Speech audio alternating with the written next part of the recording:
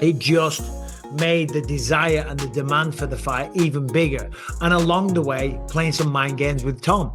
I don't think Jon Jones is the type of guy, when you've had the success that he has, when you've never been defeated, he's a large human being as well, let's remember.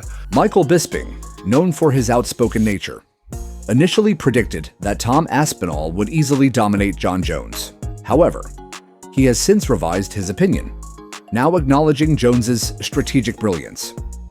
Bisping admits that Jones's calculated and skillful approach could present a much tougher challenge than he first anticipated in a potential matchup between the two. Yeah. Aspinall's a freak. Like, I've seen a lot of heavyweight, even Francis, who's like the greatest, scariest power striker I've ever seen in the heavyweight division. No one's scarier than Francis. Francis does not move like Tom Aspinall. Tom Aspinall is significantly faster than every other heavyweight. That's a real problem. But Jon has been used to fighting guys like Alexander Gustafsson, guys who are really fast at light heavyweight. So the speed is not going to be as much of an adjustment. Like, Jon's used to really fast people. He fought Lyoto Machida when Machida was in his prime. Right. Machida was a lightning bolt, man. And he caught Jon a bunch of times. But then there's the thing of getting caught by Lyoto Machida is not like getting caught by 255-pound Tom Aspinall. I do believe Tom would probably beat Jon Jones in a fight, but the way Jones handled things was brilliant. It really drove up the demand, and it worked, Bisping admitted, while reflecting on Tom's victory in London. He added, "I did a post-fight show on TNT Sports and said Tom Aspinall would smoke Jon Jones. It wouldn't even be a fight. Maybe there was a bit of recency bias there."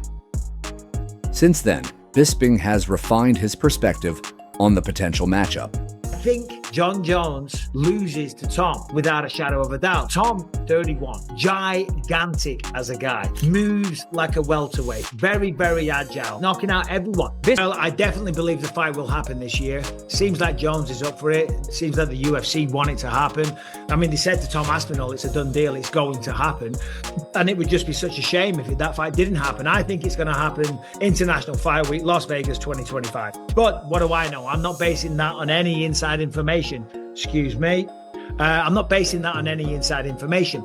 I know what you know. When Joe Rogan said apparently he wants 30 million, good for him.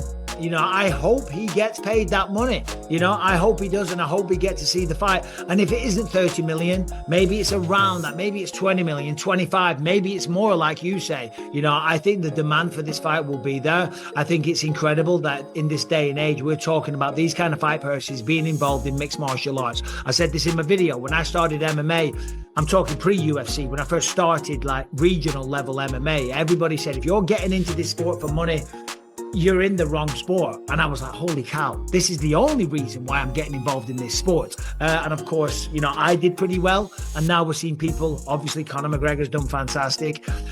Lots of people in the UFC have become millionaires through the sport. And now we're seeing, you know, people like Jon Jones getting what was only regarded or what was only seen possible in like the high level superstar boxers, those kind of paydays. Now Jon Jones is getting that, and other people will be down the line as well. I think it's a great sign of the growth of the sport. I had heard a rumor that Jon Jones wanted $30 million to fight Tom Aspinall. The rumor is that he wants $30 million, and that the UFC is going to pay it. And I did hear that rumor, and I did hear that the UFC said yes, but it is not true. So Dana contacted me and said that rumor's bullshit. So I felt obligated to tell everybody. I don't remember who told me that. What do you think the amount is that Jon Jones would fight him for, or do you think it's an amount? Well, apparently Jon is thinking about retiring. Yeah. And he should. I mean, he's going to have to someday. He should. I'm not saying he should retire. I'm saying he should think about it. He's the GOAT. He retires. He's got plenty of money. He's got an opportunity to do some acting. Do you believe that we still can get real news information, Joe? Not from me.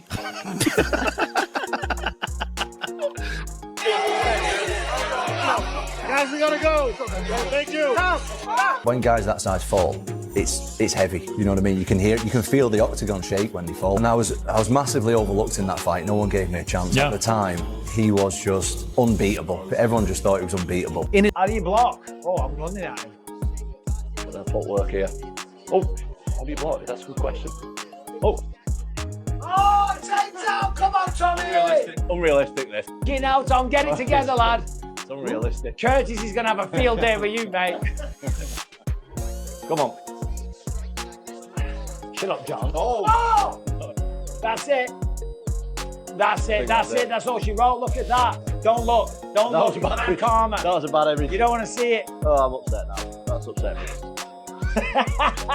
Come on, Tommy. Unrealistic. Come on, man. I don't like what are you talking about? This is the most realistic version of the game. Was it an ever been. elbow? Was it an elbow? Sweet Well, uppercut that. Right to the chin. I don't want to see. I don't want to see this before. Right to that big nose. You got the belt. I've got your belt on.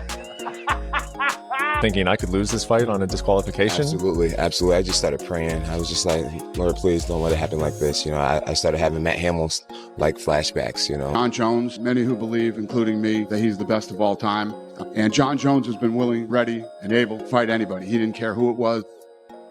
Just a few weeks out from my first heavyweight championship against Serial Game. So, yeah. You fight.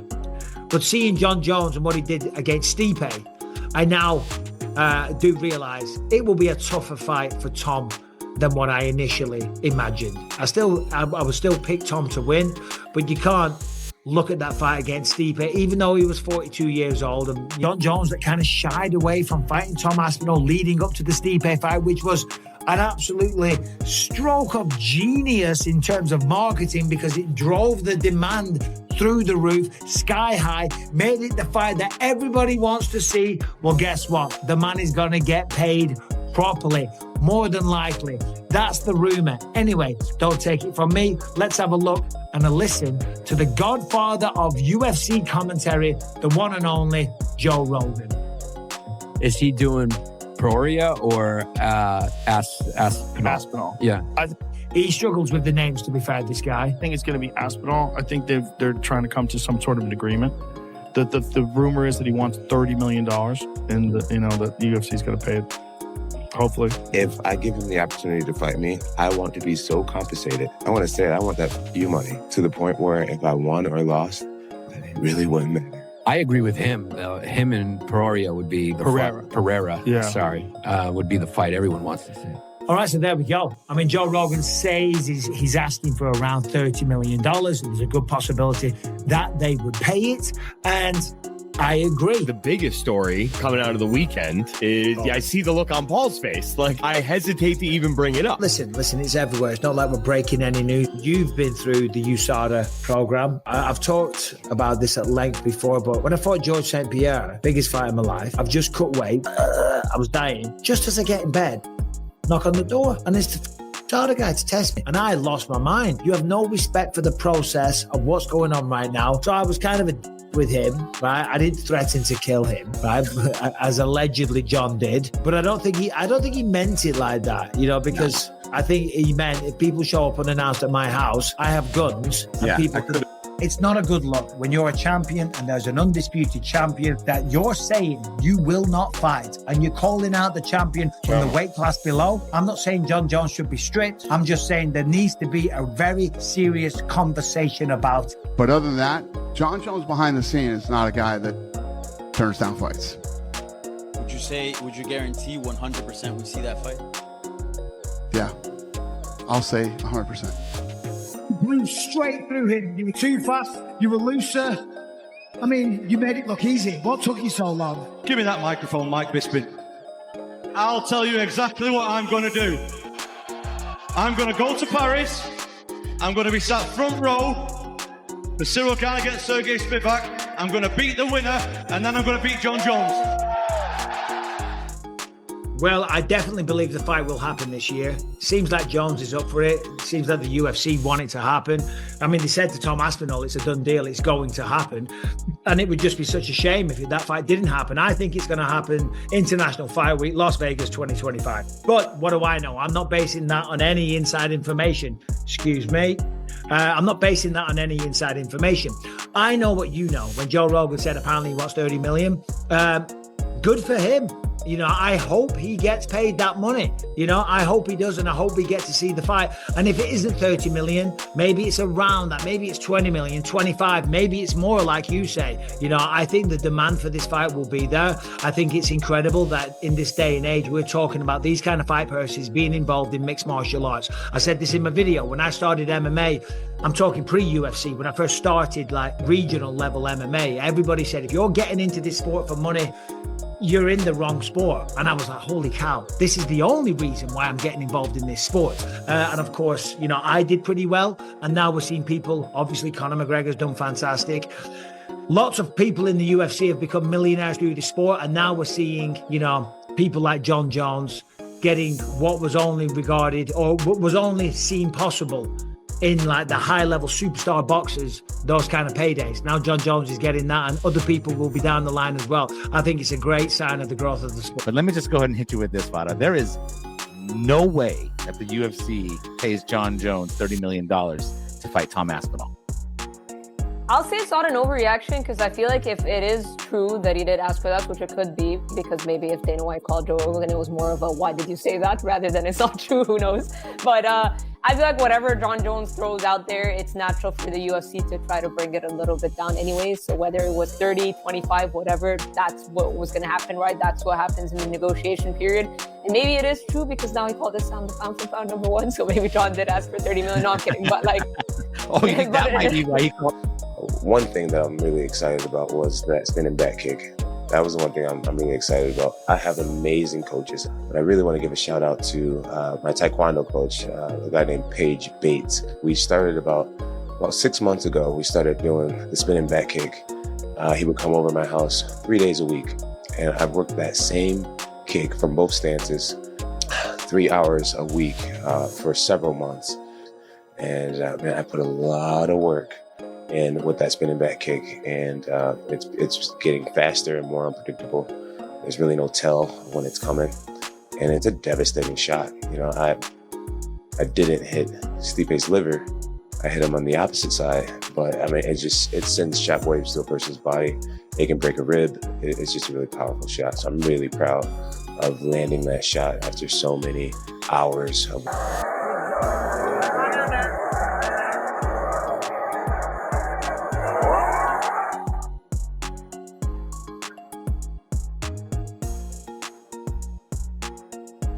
is that the greatest fighter of all time, talking about Johnny Bones Jones, is more than likely going to fight Tom Aspinall, and more than likely gonna be paid around $30 million. That is what Joe Rogan was talking about on his podcast. And as we know, Jon Jones that kind of shied away from fighting Tom Aspinall leading up to the Stipe fight, which was an absolutely stroke of genius in terms of marketing, because it drove the demand through the roof, sky high, made it the fight that everybody wants to see. Well, guess what? The man is going to get paid properly, more than likely. That's the rumor. Anyway, the greatest fighter of all time, talking about Johnny Bones Jones, is more than likely going to fight Tom Aspinall, and more than likely gonna be paid around $30 million. That is what Joe Rogan was talking about on his podcast. And as we know, Jon Jones that kind of shied away from fighting Tom Aspinall leading up to the Stipe fight, which was an absolutely stroke of genius in terms of marketing, because it drove the demand through the roof, sky high, made it the fight that everybody wants to see. Well, guess what? The man is going to get paid properly, more than likely.